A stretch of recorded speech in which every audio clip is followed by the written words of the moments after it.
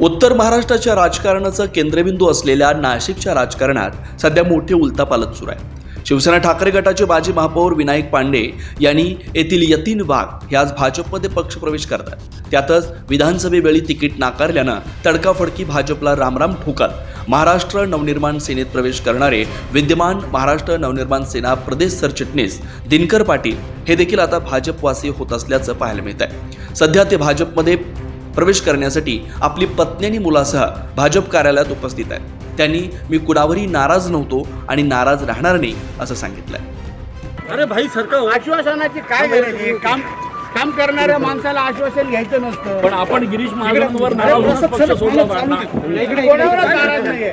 आपण गिरीश महाजनांवर नाराज होऊन आरोप मी करून पक्ष कोणावर सोडला। नाराज नाही नव्हतो, याच्या पुढे राहणार नाही। विकासासाठी काम करायचं, विकास करायचा एवढाच उद्देश।